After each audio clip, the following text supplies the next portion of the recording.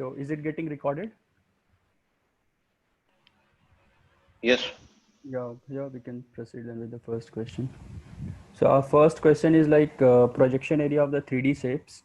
They have given us a n cross n grid where we need to place some of the cubes of dimension 1, which are axis aligned with both all the three axes x, y, and z.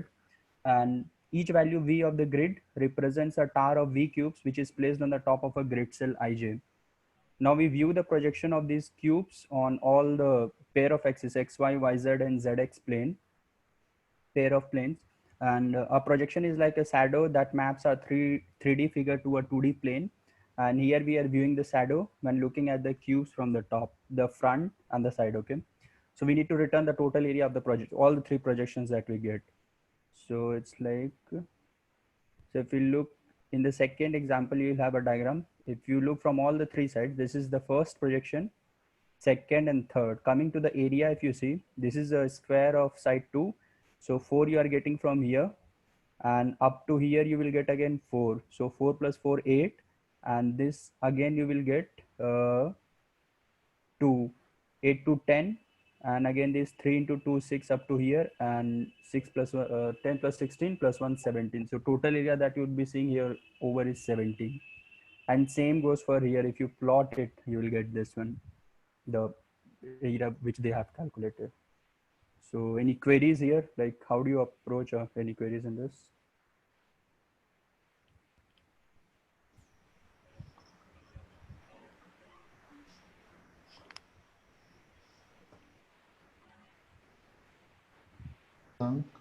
Yeah. Even I'm finding understanding. I'm problem in understanding the problem itself. So can you please elaborate this? I mean, how the shadow is creating. I mean, how Sure, these sure. images are being created.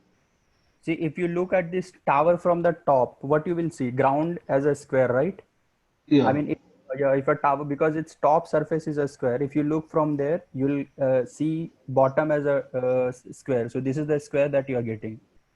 Now they Exactly. have Yes. told you, yeah, they have told you three sides looking, from the top and from the front. And just Okay. imagine, Okay. yeah, if you look from the front, you will have in a 2D This projection, you'll one. have same, like, yeah, it's more of a visualization, like if you just place Yes. some Yes. Got it. rectangular, yeah, yeah. Hmm. Just we are calculating the area of all these three and summing them up. Okay. Yeah. So I can see there are four blocks, right? Four vertical. I mean, four different tower kind of thing, right? But in the coordinates, I can see 1, 2, 3, 4. So this all these coordinates are being mapped in this figure, figure number 1. I think it's There's a, three tower. It's like if you look, one big tower is there, and okay. one small tower, and again one medium tower, right? This is the biggest tower if you see. Yes, this is the biggest tower, yes. Yeah, and then this one, if you go this side, that is the smaller one, and this one is your mid That's tower. fine, that's fine. I'm trying to understand how this there's an input, right? Input array of 2D array. There is an input, right? 1, 2, and comma 3, 4. Exactly. Yeah, yeah. Yeah. Oh, So you can want to you look? relate this? Yeah. Okay. So 1, 2 is like they are giving yours. If you see at this, hmm, so from 0 they are starting. Just for a sec. Those are like four cubes from the four values 1, 2, 3, 4. One cubes are like 1, 2, 3, 4. Is it? But I yeah, mean, still question is little unclear for me too. It's like, even if you go yeah, with the first example, right, where it is given only 2, that doesn't make any sense. Like 5, I can this one, right? Example number 1. yeah. If it is a Hmm. coordinate of 2, then how I'm getting yes 2 to 4, 2 to yes 4 5. and one height. Yes, yes, Yeah, one from the bottom, right? The yeah. surface of that. Surface of Yeah, that. 5. So Hmm. actually, okay. It's that not clear in the question actually, that diagram. Like, So I mean, yeah, that's yeah. Question is not very clear because see, if they are trying to, they are different 4 blocks, right? Then they should not given me a 2D array of array, right? It should be a just a kind of simple list of array. some numbers, right? Simple array. Numbers, yeah, exactly. Yeah, Yeah, yeah. exactly. Mm. That's why you can see a lot of downvotes are there for this one, like Exactly. 776. So actually, I have seen this questions, but I could not understand it properly. So I Yeah, thought I will. exactly. It's okay. Yeah, and it's clear just because of this diagram only. If they won't give us the diagram, then again it becomes a bit more difficult to visualize. Mm. Yeah, so anyone, like, how would you approach?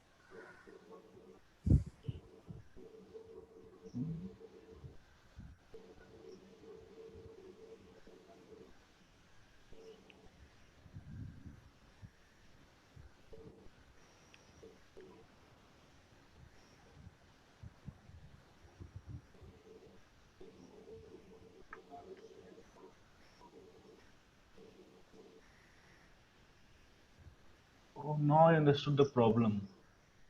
Okay. Yeah. Actually, Hmm. I mean, can I see this little bit questions above question because I'm just looking at your screen, so I cannot see. Sure, sure, sure, sure. Yeah, 1, 2, and 3, 4, right?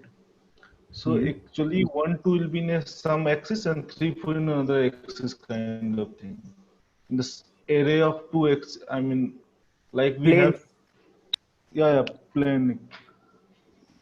Yeah, I got it. I mean, actually, now I'm understanding the questions how they are for the image, how it has formed that image actually. Okay. Okay. Yeah.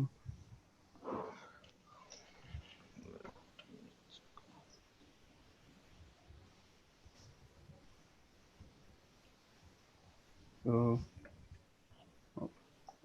so what I did is like, I'll show you. This is just, I got a grid out of it. I mean, let's say this is the grid given to us. I got the row and column for it. I mean, length of the grid will give you a row and this will give you the column. And just initialize the two arrays, maximum row what can be and maximum column with the zero elements, whatever the length of row is. Now, as and when you find your grid value is zero, that means you are not you won't get any projection out of it in that plane because there is Yes. no dimension here. But if you find any dimension, you'll have one for this, and just we are summing them up and making it mapping it with the maximum grid, and at last just we are returning the value for what do you say, for all the three coordinates that you have seen, x, y, y, z, and zx. Mhm. So this is the value that I have returned.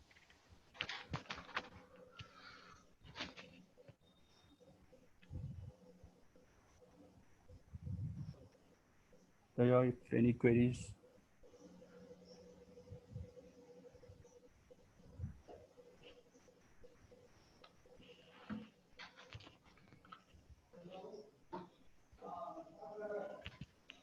Okay, then we can switch to Yeah, next. we can Yeah. switch on next. Yeah. Switch, Okay. yes. So our next is like we have to print the words vertically. A string S is given, and we need to return all the words vertically in same order in which they'll appear in S. Words are returned as a list of strings, complete with spaces when it is necessary, and each word would be put on only one column. That is in one column where there will be one. So it's like the string is given to you. So you are supposed to print like first word of this H, A, Y, and then O, R, O, and WEU. So you can look at other examples like first word of each letter we have printed, then we have gone for second, but in some of the cases you won't find some of the what do you say words, so that will be an empty space. And Yes. yeah, so and the same goes for all the examples. And usually the constraints are like you'll have only English uppercase letters and guaranteed that there is only one space between two words. So yeah. I have one approach of this in C++. Can I share? Sure, sure, sure, definitely.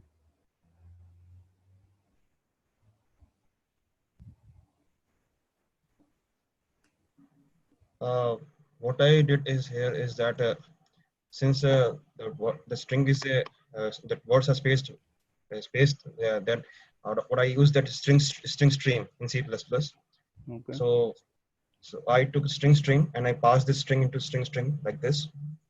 And then what I took this word that to temporarily store the words that are coming in the string stream, Hmm. and I took one vector and pushed that words into that my vector of string. Okay.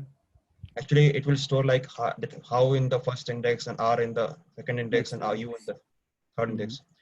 And what I did is store the maximum length what I encountered in the string stream. That is a max len of max int word dot length. It will give me the maximum length what I'm encountering. Okay. Okay. And what I did is that since every string initially what I did that I took a string of answer dot size and initialized it with it and that empty character initially. Mhm. And I took one vector of string that I will return that as a result, and its length is max len, and initialized all the strings in that result vector with a. Okay. Then I took for two for loops that to store the string in the result. So you can see here that first loop is iterating that for answer that where I stored these words how, are, and you. Mhm. And to store in the row wise column wise manner, what I did is result j of I equal to answer I of j. And here to avoid the out of bound index error, what I did is I took minimum of answer dot I of dot length comma max len. Mhm. Yeah. Then one more condition is there that it trailing spaces is not allowed, right? Yeah. So Yeah. Yeah. after that, if because I took here the condition that answer dot size should be there, so therefore it can be possible that after t two or three spaces may remain. Exactly. Mhm. So therefore what I did is that once more I iterated this result array that which I'm returning. So till I'm finding a particular index that the trailing spaces, I pop that spaces, and then I returned the results. So it was Fine. giving me the correct answer, and Mhm. with 100% accuracy also. That 100% time estimate also. Or efficiency, right? Okay. Mm. So what would be the time complexity here? Like your code. So first Time that complexity. I think somebody has to mute it.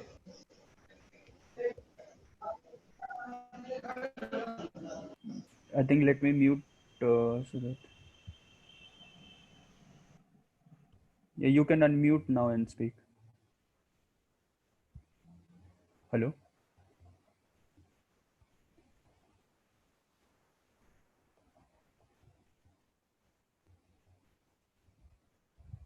A character for every string.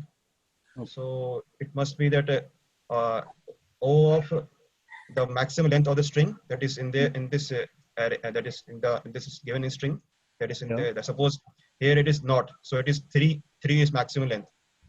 So Yeah. for every iteration it may be that O of maximum length into whole length of answer dot size. Size.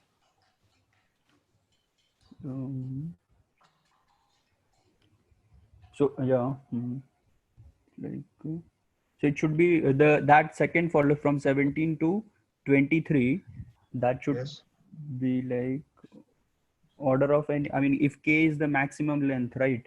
Like Yes. let's say yeah. So it should be order of n into k, right? Yes. What that I am saying. Okay. Okay. Okay. Yeah. Go ahead.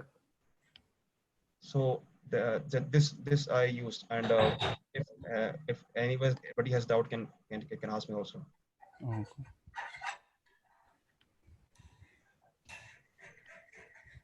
Like I stored like column wise, therefore I Mhm. use result j of I, and here equal to I answer of ij. Yeah. Yeah.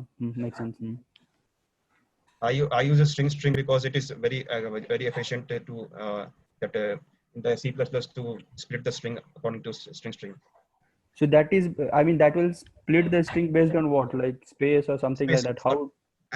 Anything suppose I use here, like Mhm. suppose I use here while get line ss comma word, and I can use any delimiter here, comma Yeah. also, dot also, any delimiter use here. Yeah. And So you have, yeah. And what this what we will do that it will take by default the delimiter as spaces. Oh, It will by default take the delimiter as spaces and store in string. Store the string that coming the words that are coming here. How it will show word, then it will push in the answer, then it will show R, and it will push in the answer. Like that it will go. mhm. Yeah. Why the first for loop? I mean, why the first for loop would be n into k? I mean, the total iterations would be n itself, right?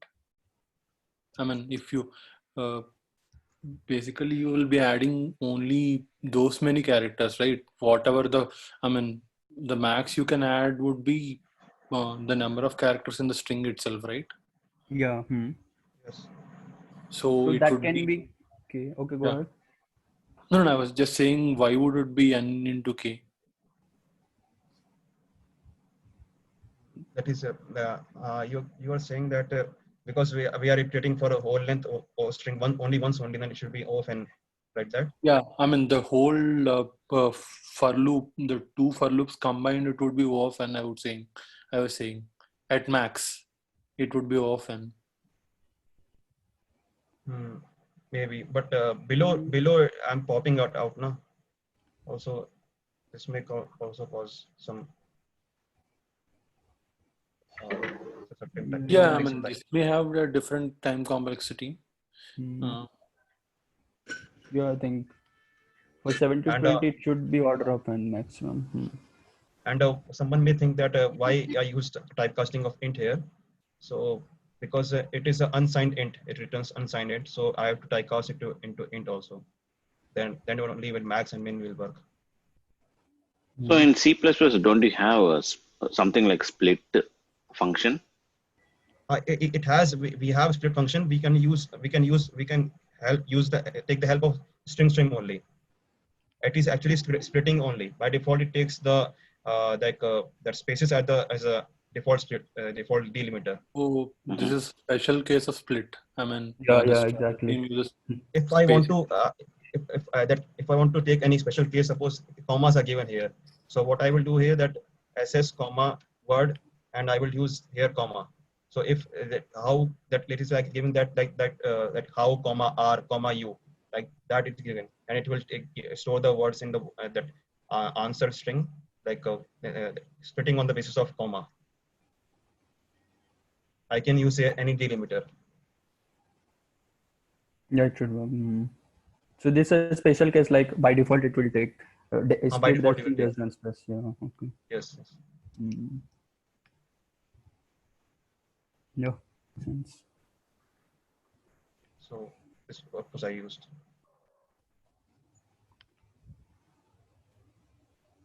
No, it's good. Okay.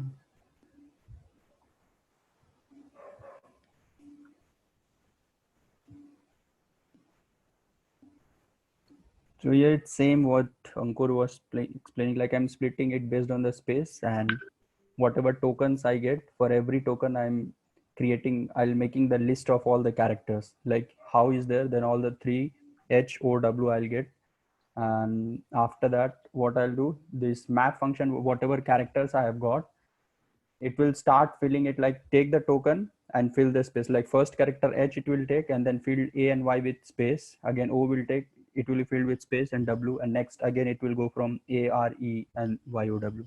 So that is the zip is a, what do you say, a predefined function from ITR tools, which it will do those functions like take first character, fill the remaining characters up to the whatever the length of that character array is. So the same thing.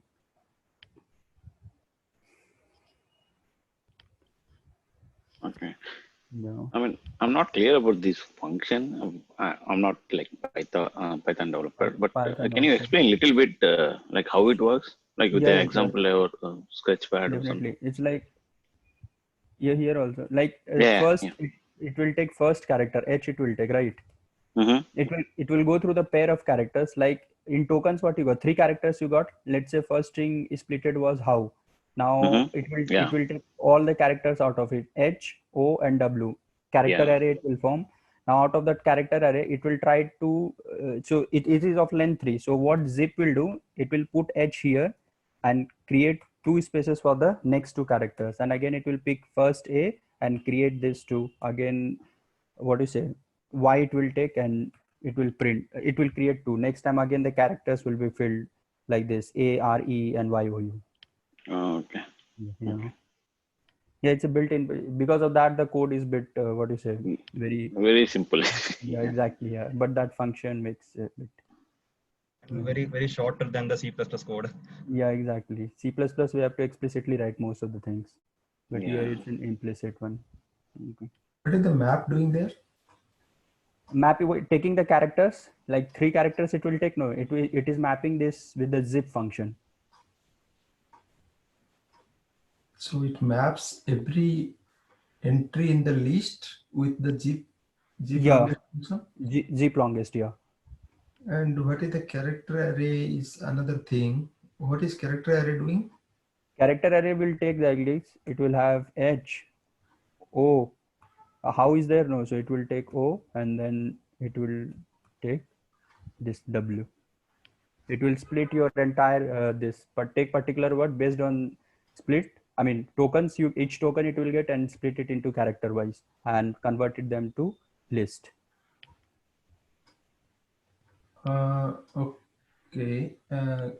Okay. Just to understand. So tokens is what your words are. It is the list of words, correct? Exactly. That how is one token, AR is one token, U is one token. Yeah. Token is the list of words, correct? Okay. And character array is it basically splitting each token into its own array as well as the, so basically it is a list of lists? List, yeah, exactly. The outer list is also there. This list is there. And one list is that taking all the words and converting it to this, and outer one more list you'll have. Like this. Again, you might have some other, this is like this. I mean, for other characters like ARU again will be split again. Okay. So list of lists, first of all. Yeah. Then character array is not being passed anywhere, right? Yeah, character array is not, these star tokens is taking that take care of.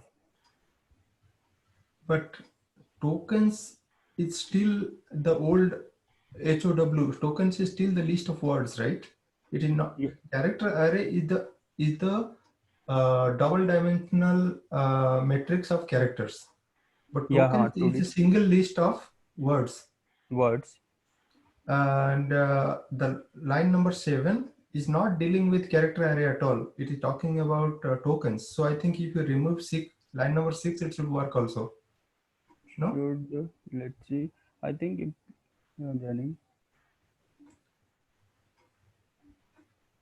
No, I think this function is taking actually.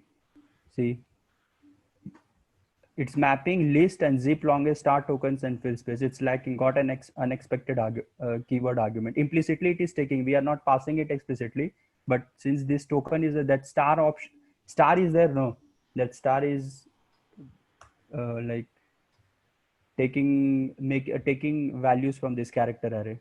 I'm not exactly remembering this star operation, but it has what do you say? Because it's not taking when I do this, right? No. Okay, let's do it. Okay, sure. Yeah, that is correct. But what I'm saying is, let us not assign that to character array. Just do that operation. List C for C in tokens. Okay. If we do that, would that work? Like you want to print that character array? No. I don't want to print. Okay. I'm saying the assignment at line number 6, character underscore array equals to. Let us remove that assignment. Okay. No, only keep the list creation as it is. Okay, so you are telling like this. Okay. Yeah. It should work.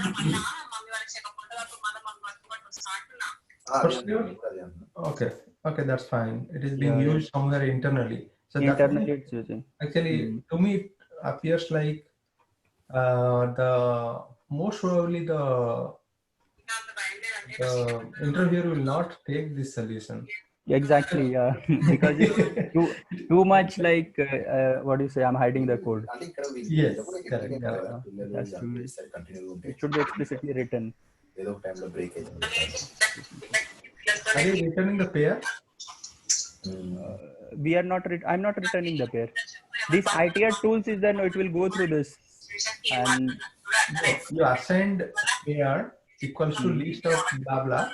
yeah, Then is it that the function automatically returns the last assigned statement? exactly, yeah. Okay. Too much of information is hidden here actually. Correct. Correct. Yeah, Okay. yeah, yeah. Fine. Yeah, I think it will not be accepted most probably. It looks elegant, but most of information is implicit. Yeah. Maybe you have to make it understand very efficiently to the interviewer that what it is doing. Interview. Yeah, definitely. Then that makes sense. Okay. So let's switch to next. I think Sandeep has to mute. Sandeep should mute. 70%. Can you mute him? Yeah, I can mute everybody. I'm muting everybody. Whoever wants to speak, they can unmute and speak. Yeah. Now palindrome partitioning 2. Here a string is given. We need, yeah. So, I mean, just got it out. Has anyone tried to solve the previous one by storing the indexes itself? Indexes like, just rather than using the characters, using the indices where that character is. Yeah. I haven't checked out. Anyone has done like that? Who wants to share? Uday, do you have an approach? Can you explain if you have thought over it? Yeah. So basically, you are given that string of words, right? Yeah. So, I mean, you want to share something and then explain? Yeah, sure.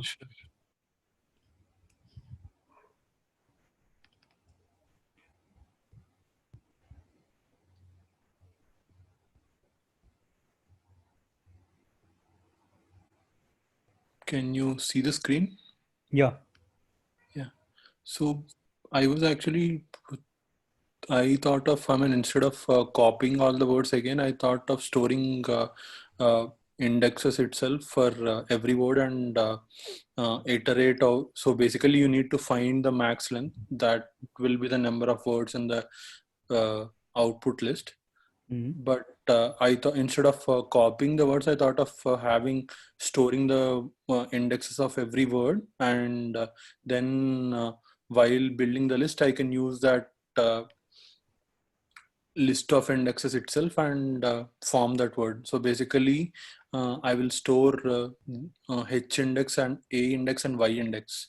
So whenever you're trying to form the word again, for the first word, HAY will be used, and for the next iteration, ORO, and next I will try to. So for every iteration, the list index also gets increased.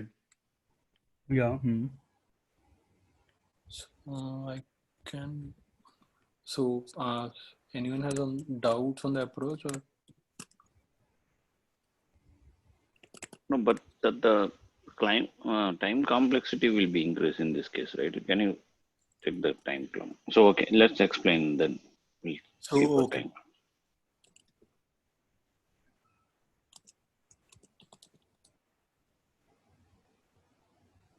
Yeah. So I was actually storing 0, 4, and 8 in a list.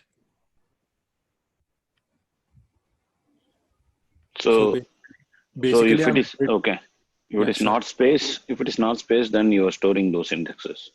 Yeah. So I'm storing the word indexes for every word. Okay. And during that loop iteration itself, I'm trying to find the max length of the word. So if here the max length is 3, so for the first iteration, it has to go from so we have to iterate our, a length of 3, right? Since the max length is 3. So I will, for the first word, I'll try to form like 0, 4, 8. Okay. And next one would be 1, 5, 9. 9. And next one would be 2, 6, and 10. 10. Oh, yeah.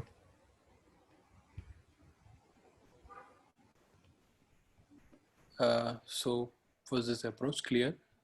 And how do you take care of trailing space? Yeah, so I was using a string builder itself. So this is the part of the code. I already added the indexes. So after the complete string builder is formed, I'm trying to iterate from the last one and finding the index where it is not at a non-space, and I'm setting that length. Okay.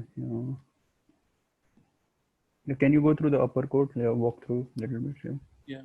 So this is where the loop I'm trying to find the list of word indexes and the max length. So basically, I'm iterating all the spaces till I find a non-space character, and if that index is still less than n, I'm adding that index to the word indexes is where I'm storing the indexes of every word, and from then onwards I'm trying to iterate till I find the next space character. This is where I'm finding that word length and comparing that max length with the word length. Word length, okay. Yeah, so that one of the trick is sometimes it may go out. Edge case would be sometime. Whenever I'm here, if you see, sometimes it may happen that you might go into the. There is an uneven distribution of word lengths, right? So it might, if you are increasing it directly, it might go into the next word. So you need to, whenever you are adding that word to the, that character to the string builder, you need to check whether the next character is a space or not. Yeah. So if it is a space, I'm trying to set it as -1, or I'm trying to set that as a particular index itself. Or sometimes it may happen that the complete string itself might got completed to consume, and in that case also I'm trying to set -1. So if I find a -1, I will try to append an space. Yeah, otherwise I would set append that character itself. So like this -1 will present before t, right? In the second example, like all those empty. Yeah. Okay. So this, it for some of the shorter strings, it will be these indexes will become -1. And at last you'll put -1 with space. Replace. Yeah. Makes sense. So how much like time complexity it should be? So can you submit this now? You can show. So this is also O of n. Okay. And this would also be O of n or O of 2 and something like that.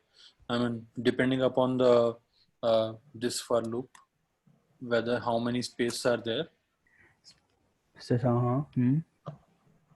Yeah, I'm guessing the second for loop is also like a O of n itself. Should. But you're using. Uday, can you run the code and show us the percentage at how much it is passing? Yeah, actually I tried to, it was around 76%. Okay. 1 second. Yeah, even I was wondering how, So I thought that instead of copying the words, if I have that indexes itself, it would be faster. But seems like the split is faster, something like that. Yeah, that kind of. So overall, it should be order of n only, right? Yeah. Mm-hmm. Space complexity. Space would be number of words, right? Number Exactly. of words, and at every iteration you are having number of words itself, right? Vertical words is equal. Yeah. Even the string buffer would be number of words, size would be, and the word index is also the number of words. Length of the word won't matter. I mean, just the string buffer. Kind of. Yeah. Makes sense. Okay. Yeah, looks good.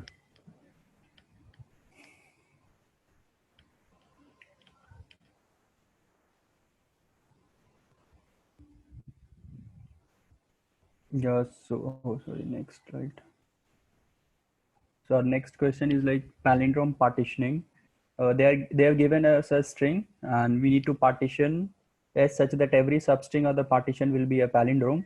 And what is the minimum number of cuts required for this? So if you make a one cut at this, you'll have two strings, and both of them are palindrome. So yeah. So like, how do you approach or this question?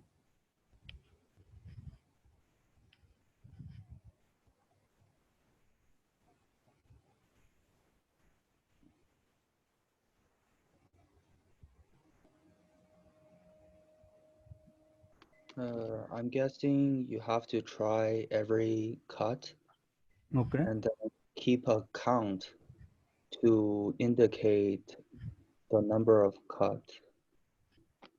So how will you ensure, like, if you make every single character is a palindrome, right? You make one cut and you recurse on the rest. Okay, so how will you make sure that's the minimum they are doing? Then you keep a count. The count will be how many cuts you have made. Each time you make a cut, you will add one to this variable.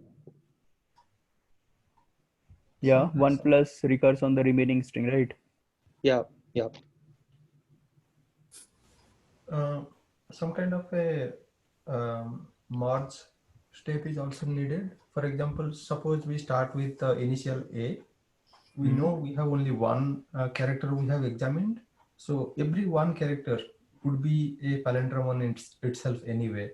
Yeah, so exactly. Right now we have seen only one character and it is a palindrome. Let us say we have got one cut and it is a valid palindrome. Then we'll see the next one, and because it is same as the last one, both of them can make one palindrome also. Recursing basically. So when we were at the very first A, we put one cut and we said we got one palindrome. And when we went to the next one, because we are recursing, we will put another cut after the second A and say, okay, we have got now two palindromes, but we have got another bigger palindrome, which is even better. So the resulting value of these two is one palindrome with the value AA, rather than two palindromes of value A and A. Yeah. So after that, we will try to recurse. So we have got already one cut, one palindrome with value AA. And then the next character is B. B cannot make a AAB is not a palindrome. So we will say we have got only we can't have the whole word is not a palindrome. So we'll have to keep the cut of one. One side is AA, which is a palindrome. The other is B, which itself is a palindrome. So I mean, that kind of a DP probe, it is just a DP maybe. Yeah. So let's say if it is, yeah, go ahead. at every point, like we'll have two options, right? It's like a choice, like whether to include that or not, right? So maybe we could like first create a maybe metrics, finding like, you know, from position to every position, whether it's a palindrome or not. Like, I think we can have a matrix of 2D matrix where like I mean, like yeah, I to J is yeah, or not kind of. So yeah, like, every you know, index to 0 to 1 is it a palindrome, or 0 to 2 or 1 to 2, different substrings, so that while recursing it becomes now easy. What you are saying that we use this approach in the backtracking, that one backtracking version also of this, there is of this polynomial partitioning, that in that we have to written all the polynomial partitions in the answer. So here we have to make the minimum number of cuts. So maybe we have to use memoization here. What say? that's what Both are possible actually. I mean, either top down or bottom up, both should be, both should give you the solution. Yeah. So what recursion would you form for top down recursive equation? Like,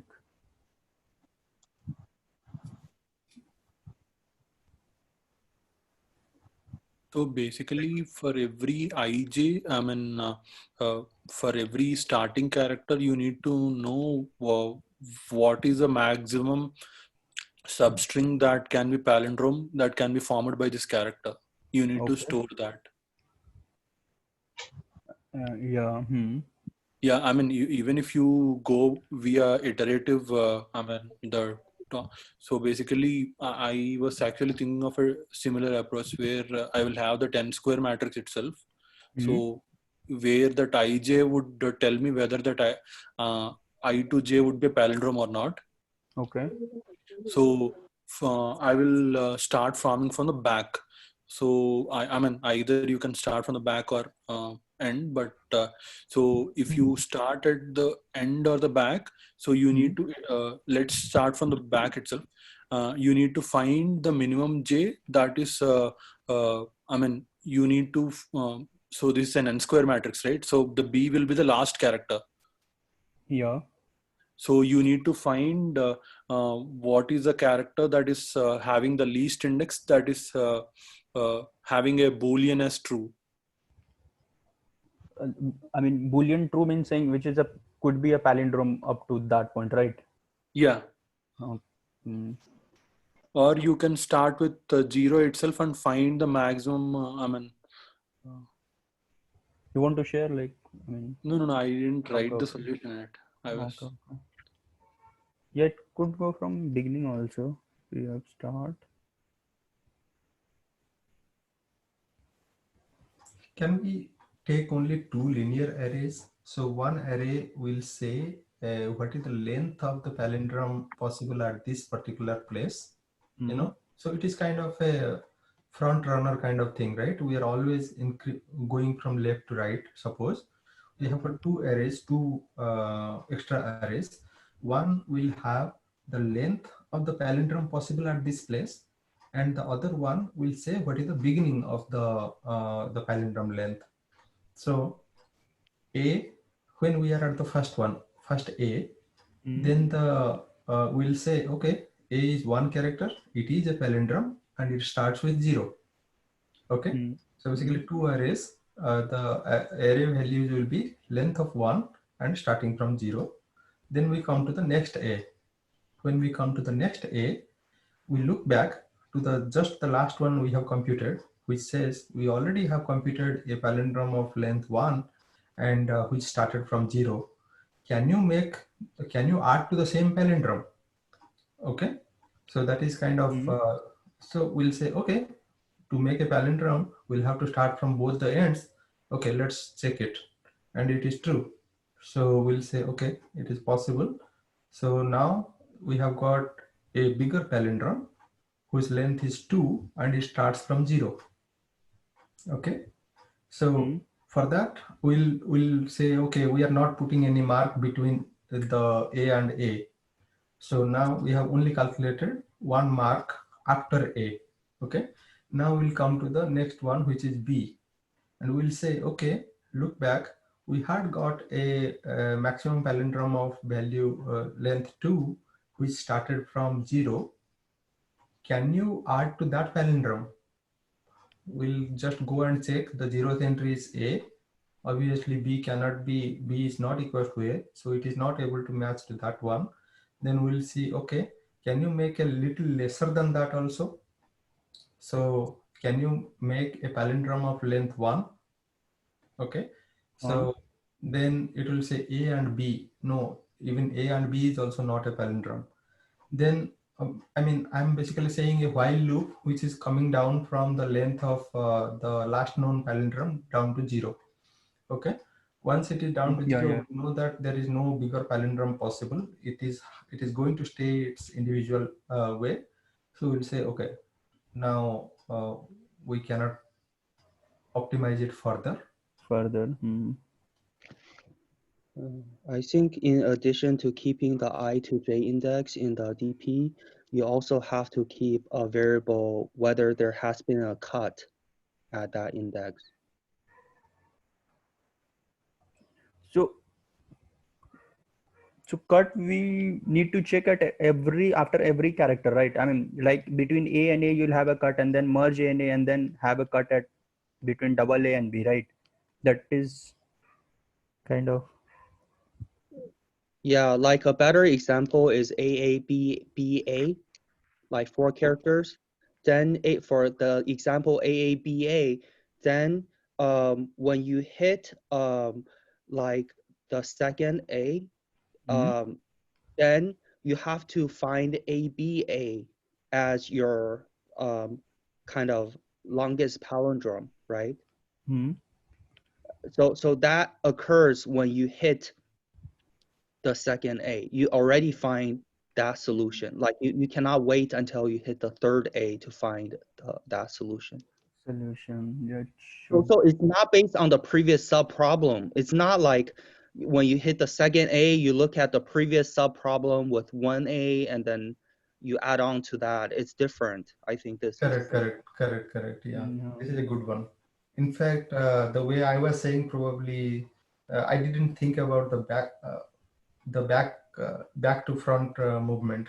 I was only thinking one directionally, but forward, yeah. Yeah, so correct.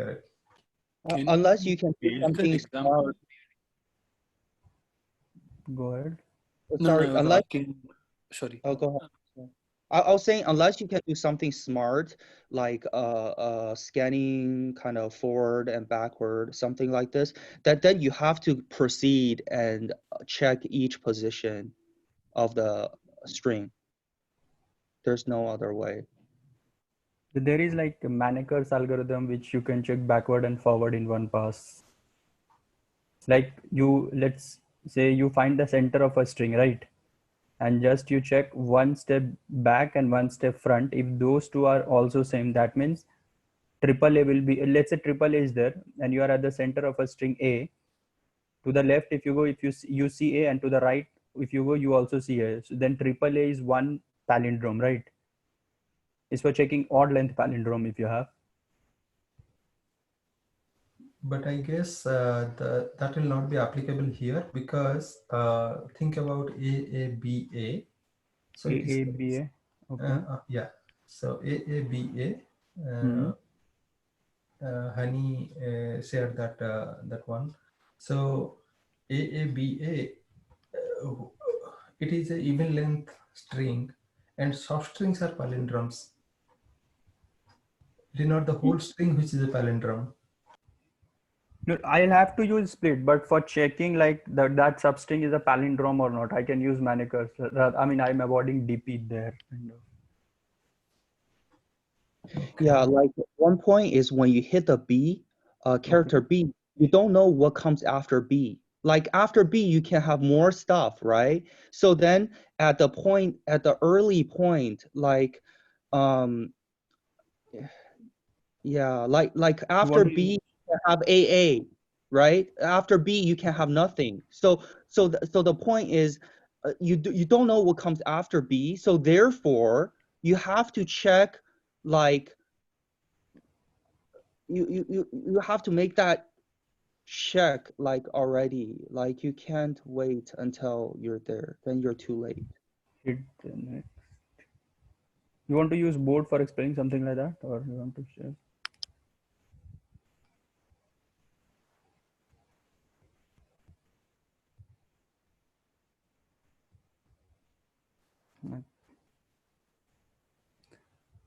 Okay, let me share mine, like what I did. So what I told just now, I'm using this Manikers for odd and even length palindrome. See what I'm saying? First, I'm checking if my original string and its reverse both are same, then minimum, that is 0 number of cuts I need to have. Else what I'm checking, I'm going from first to the entire length of a string. And if, let's say, if you are at this position, I, so if you are at index I till this, if A is equal to AB, by reversing that. So let's say let's say I took double A and I'll reverse it and I'll check if both of them are equal. And after that, B, whatever, I think I'll have to give example like this. Okay. Like let's say A, B, A is there. So what at every one condition is like if you are reverse and both are equal, then you can return, or you can go for this for entire length of a string from what do you say, from beginning to this. So whenever you are at given index, let's say you are at this index double A, what I'll check if my double A and this string, if let's say if it is also double A, so if both these strings are equal, then this is a palindrome, right? Double A is a palindrome. So by one cut, I came to know that this is a palindrome, double A, right? Am I on? Yeah. So this is what I'm doing here. Up to ith string, I'm taking that string only and reversing it, and the other way around. If both these two conditions are there, then in one cut only, I came to know that I can get this palindrome. Else, just I'm making one array which will contain all the numbers and just applying every cut I'll take R1 and R2 at every step and doing this one. So how does it works? Manikers is like, let's say AA, BB, again AA. So 1, it's like 1, 3, 3, 2, 5, 5, 3, 8, 8, 9. Let's say you are here. I'll make this as a only. Let's say here. So if I'm at bth string, what I'll go to its left. So I'll go its left. I'll check if it is A and its right is also A. Then ABA is one palindrome, right? Again, I'll go back. If I say this A and this A are same, then that is again a palindrome. So it's just that Manikers algorithm I'm just using, like to check whether whichever string I've splitted till that point, am I able to get the palindrome or not? So these are the, like, I'm checking if it is less than the length of a string and your if you are at B or previous and your front, if both of them are equal, then I'm just storing the minimum, whichever is the minimum, and putting it inside this array, and then increase. This is for the odd length, and same goes for the even length string. And just at last, I'm returning the last one, like minimum cut. What is? Can you explain with one dry run, please? Sure. Okay, so let's take one example. I think AAB. If you go, so what it's happening?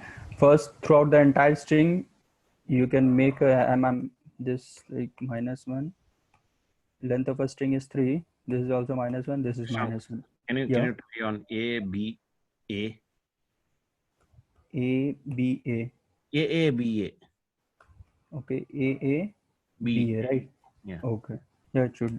Let's try. So it is your 2 to 4. So it's an even length palindrome, right? It's not a palindrome. I mean, cut length is 3 or 4. At least it should be 4, no? That you made written 3 -1. Yeah, it should be 4 now. This is one. So first I'll go with this. Let's see if it is possible with this. We'll go. It's not possible that way. So we are going here from the first, from 0 to the entire length of the string. We are setting R1 and R2 to 0. Your R1 is 0 and this R2 is 0. Now what we are doing, we are just checking I minus R1. So initially your I is at 0th position. Let me index it. This is 0, 0, 1, 2, 3. So it's like this. So I minus R1, this is like checking whether we shouldn't go left of this, and this is for checking like we shouldn't go beyond the length of a string. Just will check if your previous string A and B are these two equal or not. But since they are not equal, the condition itself is not true. So it will enter this area. What do you say? In the even length palindrome. So what they are doing here, they'll go here at we are at A this, and they'll check if they'll check they'll go here and they'll check whether your 0th and these two are same. Since they are not same, yeah, this in first you written above a loop, that is s of I minus R1 equal to s of I plus R2. It is there now. It is following now, because R1 is equal to R2 equal to 0 and I is initially 0 now, so it will not go look through it should this. go inside this. It should go inside this. It will go now. It will go, sorry. So what they are saying, R1 is 0 initially, right? So they okay. So A will be equal to A, right? I mean, S of I is A will be equal to to A. Yeah, Yes, A will yes. be equal to A. So what cut it will have? Cut will be equal to I plus R1. So I 0 plus, so it will be cut of 1, which is minus 1. Because R1 is 0 and this is 1 and I is 0. So cut off 1, and this is like what? I 1, minus 0, 0. this is 0. So it will take one minimum of these two, it will take, which is 0. No, minus 1, no? No, minimum of. You said there that for first argument it will return minus 1.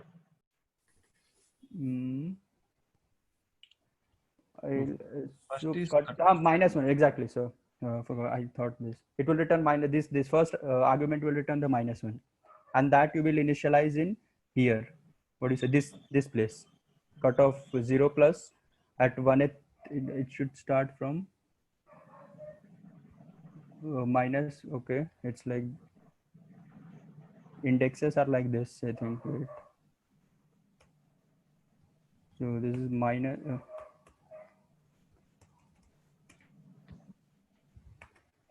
Minus 1, 0, 1, and then 2. X for X in the range minus 1 to, yeah, should go there. So now what will happen? So I is 0 and your R1 is 0, and so cut off 1. So 0, 1, it should make this area as minus 1, right? This should be minus 1, and will increase the value. Indexing should be 0, 1, 2, 3, no? It minus 1, 0, 1, 2. Indexing. No, it's starting from minus 1 to the length of S. Okay. So I'm starting from minus 1 and going till the length of S. Length of S is like what? 1, 2, 3. It should be one more 1, I think. Right? Yes. 1, 2, 3, 4. So should be 3. So and your R1 should increase to 1. And again, it will continue. So what you say? Now I will be 1. 1 minus 1 is 0. Your eyes. I started from 0. Now I'll go to 1. So 1 minus 1 will be 0. So this condition is satisfied. And I plus 1, which is again less than this, and I of and these two. Now we are at this position. It will check whether it's left. It is following. It is so it will again, what it will do. It's not. Is it following? It's because S of 0. No, it is not following. A and B is there, no? Yeah, I was saying. No, it I will was not saying that follow. 0, 1, 2, 3. So it will not follow. Then it won't enter inside this loop. I mean, while condition it won't enter. Then it will go to this one. And here again you have to check. So we are at first index, and first index you are then 1 minus R2. So it's greater than 0. Again, length is also less than this. And now these two are not equal. So it shouldn't follow this also, right? No, I think it should I minus R2 if you do. So it is at 0th index. So we are at 1. 1 minus s of 1 and 1 plus 0 plus 0 plus n should be 2. It's not falling here also, right? I think my I is 1 and R2 is 0. This is equal to your I is what? 1 plus 0 plus 1. Sorry. I is 0 na here. No, I got increased. No. I increased. Right. I got increased because it is in second loop. At second time it is executing. Going, yeah. So where do you check if it's a palindrome in this loop here? In while loop. This is the area where I'm checking. Oh, that's where you check. Okay. Yeah. It's like you have to, if you do dry run, like I'm getting confused with the numbers and indices. It should be. Actually, what here it is like works, it is like a mirror that we are going equidistant from our point. Like one step left, one step right, one step left, Right. and one step right. Like we are That is the checking intuition. we are checking like that. Yeah, we have to go through indexes. Index. Exactly. I think indexes I got confused up in something, but the crux is like whichever index you are, if it's an even, just check left and right. If both are same, then just increase your pointer. So that is one palindrome. And again, or if it is odd, then keep one index at 1, other at 2, and just check it and update this array. So you can do dry it like, yeah, go ahead. Because palindrome is that mirror image with respect to the center point. Na? So center point, exactly. That in that intuition we are using here, because we are expanding the boundaries of the pointers. Pointers, yeah, to the both left and right. Yeah, to both left and right. Yeah, just I mean it's normal. Like if you walk through this, because I got confused somewhere with the Shank, actually it is not Maneker's algorithm. Then? Because a Maneker algorithm works in O of n. It is not O of n. It is O of n square complexity. Why? We are going through one. No, actually, one outer loop is also there, and then you are checking for that even length and odd length also. No, this part I'm just telling. This is a Maneker's algorithm. If you include this, then it's not a Maneker's algorithm. I'm just saying that. Yeah, I'm saying just this part is a Maneker's algorithm. These two while loops. This is like this is only order of n square for sure. Then it is not a Maneker.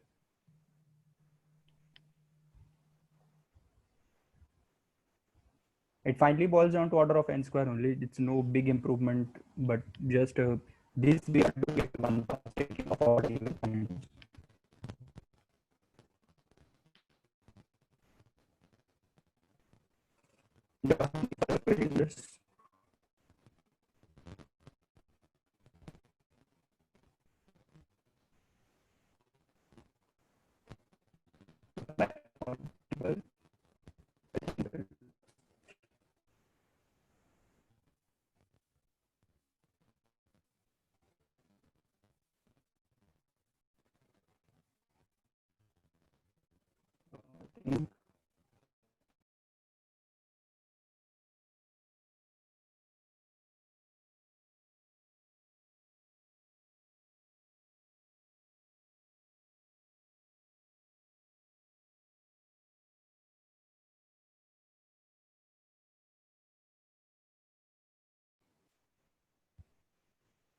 Am I audible?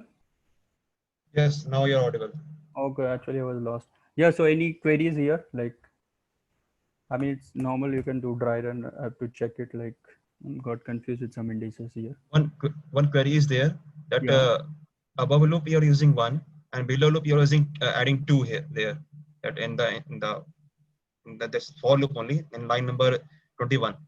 That you're using using I plus R2 plus 2. That why you're using 2 there? Why not 1? Because you see, in odd what way we were when we were checking for odd length palindrome, we were keeping index at 1 only, right? At 1 pointer. But when we check for even, we'll keep indexes 2 pointers at the same time at A and B, and then we are checking. you see, see if you are checking here, what we are doing actually, we are,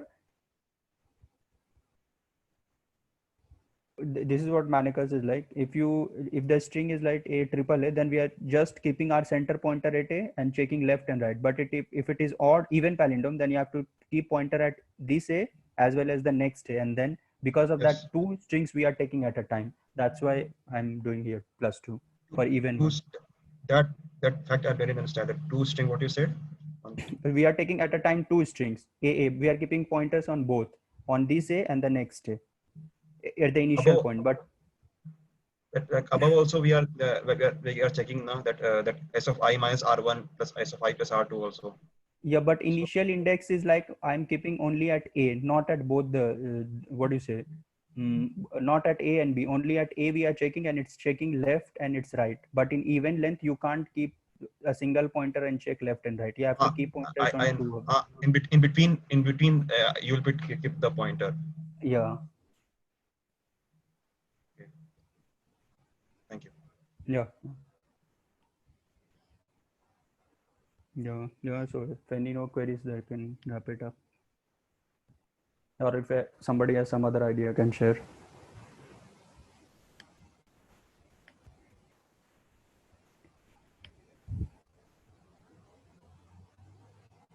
Okay, then let's wrap it up. Thank you, guys.